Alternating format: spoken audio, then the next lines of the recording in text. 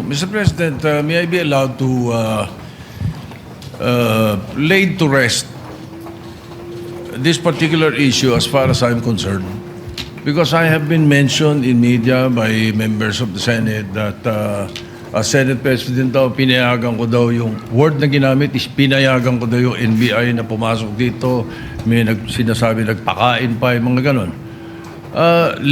Let the records, speak for itself. Ito muna sa akin, Mr. President. Early in the morning, an NBI representative came to see me and told me they have a warrant of arrest for Senator De La Rosa. I said, simply, I said, coordinate with OSA. As simple as that. Why? I didn't realize that he was coming.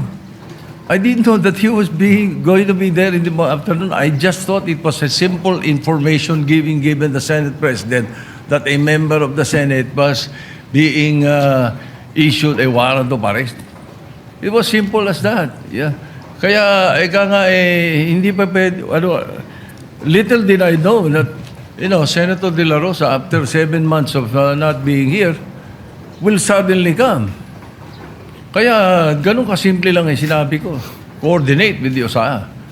So, put that to rest. Baka ang iniisip kasi, ang narinig ko, sa intindi ko, pati ang tanong ng media sa akin, pinayagan ko lang lahat yan nangyari na yan. Kung saan sinasabi ganun eh. If I had known that he was coming, if you informed me that he was coming, I would have had a different perspective. Like what happened with the CIDG when they issued a subpoena to Senator De La Rosa's office. Simple. Walang issue, walang problema. Binadala lang. Ganun lang sana, Mr. President. I would not be remiss of anything. And definitely, I will not be guilty of obstruction of justice. Like, for example, in the case of Senator Trillanes, I was majority leader. And when he was holed up in his office for I think about 1, 2 days, 3 days. But when he was issued and he was showed the warrant of arrest, sumama siya. Binasahan siya ron mismo sa opisina niya.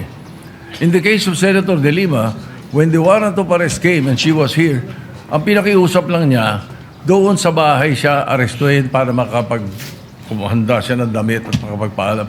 Ganun lang eh. Dito naman sa Senate, alam naman natin yan. Oh, by the way, when I said coordinate with this OSA, they know the rules. Yung pa ang binanggit ko. Exact wording ko yun, Mr. President. For the record, so that we can put this to rest already. Makapagtrabaho na tayo, kasaan na pupunta usapan. Yeah, for clarity, former Senate President, one, I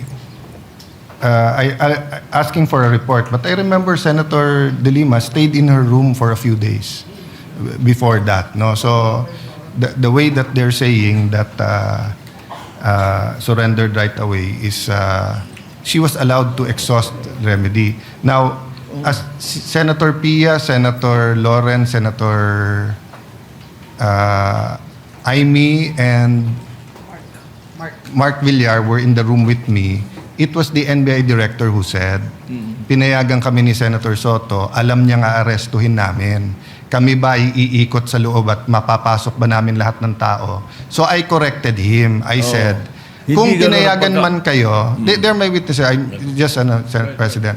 So ang sinabi ko sa kanila, assuming pinayagan kayo ni Senator Soto, hindi naman siguro siya pumayag, makipaghabulan kayo, di ba?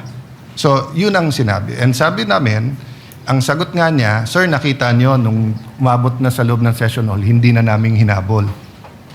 So sabi ko, that doesn't make it less problematic. That means you have to stop, no? So, Senator Pia, you were there, so please feel free to speak. For full disclosure, I asked him after it was established na nakipaghabulan hanggang dito. So sabi niya, ni NBI Director, sabi ko sa kanila, wag silang papasok sa session hall. Sabi ko, so ang instructions nyo is hanggang lang makapasok, hanggang dun lang sa pinto bago mag-session hall, hahabulin nyo? And then, medyo hindi niya na sinagot yun. So, that's what is the logical conclusion na hanggang tumungtong sa session hall, habulin nyo, gawin nyo, because I asked, what is your objective na i-serve yung warrant? Yes. So may kasamang habulan. And basically, the answer seems to be yes. And He did say yes, but And Major wasn't General no. Samonte said that at 2 p.m., the warrant of arrest was shown to former Senate President in the presence of undersigned, but copies were not allowed to be distributed. But consistent with the Senate President said, earlier this morning, NBI Chief Attorney Dongalo paid a call to the undersigned to coordinate an arrest order. As per agreement, the supposedly arrest should be effected when the warrant of arrest is presented as guidance of the former Senate President Vicente Soto. On or about 2 p.m., the warrant of arrest was shown to the former Senate President, the President undersigned, but copies were not allowed. So in the report kasi po, sir, ni Sergeant at Arms, the arrest was coordinated, not just the arrest warrant. That's why maybe the media, this was submitted during the session. Yes, but I clarified that I do not believe that the actual manner. So there are two issues, no?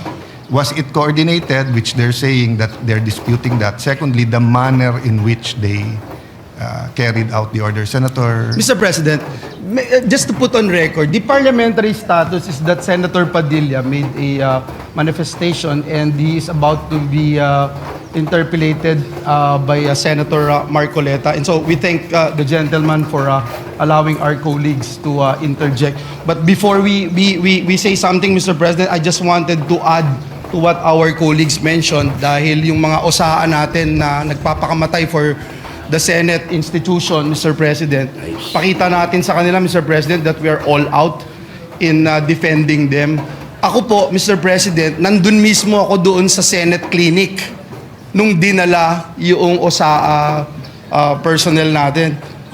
Mr. President, bugbog sarado siya. Dito sa video, kuha mismo ng staff ko, Mr. President.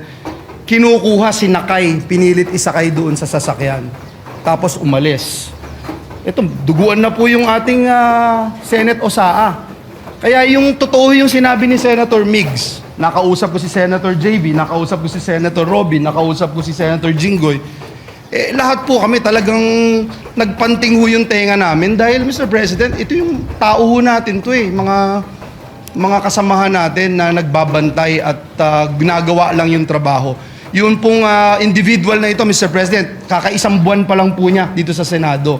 Kakatapos lang ng training niya to be part of OSAA. And yet, Mr. President, ito yung naranasan po niya sa Senate premises, Mr. President. Kaya hindi lang po yung medical treatment ang aming hinihiling, Mr. President, pati ho legal, Mr. President, ibigay natin what we can do.